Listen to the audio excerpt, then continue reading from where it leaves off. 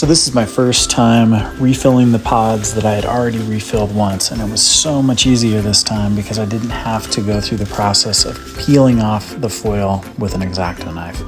This time it took a fraction of the time. Once I got set up, I started pouring in the fresh espresso ground coffee.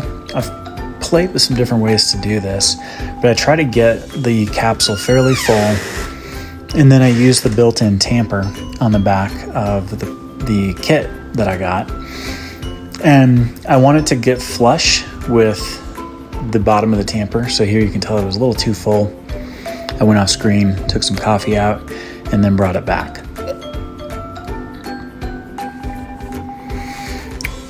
So once it, I don't want to press really hard. I'm not sure what perfect is here, but it seems to work well if you have a kind of medium pressure and it tamps down flat.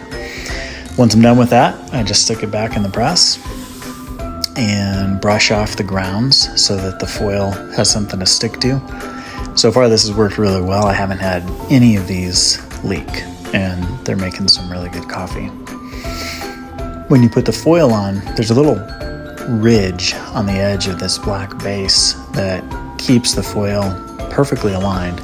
So then all you have to do is take the other half of the press, push it down, and I'll spin it a little bit, and that's really all that it takes. So you can see I'm just lining it up with that ridge, setting it on top, and then I push down, give it a few twists, and that's it. Now, I want to talk about how much time this took. So I set this up at 8:11 p.m. and I wasn't done until 8:47. Now, I had some distractions and had to do the setup, and if I had more foils, probably could have gotten more done. But in that 36 minutes, I only did a dozen capsules.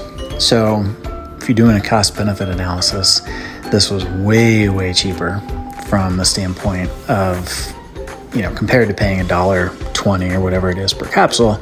But it also took a half an hour, and it made a little bit of a mess, and I probably can go faster as I learn to do this more.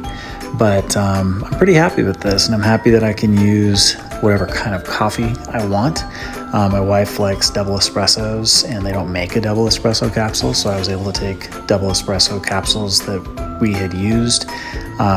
They don't make them in decaf, and I was able to make a bunch of decaf doubles for her.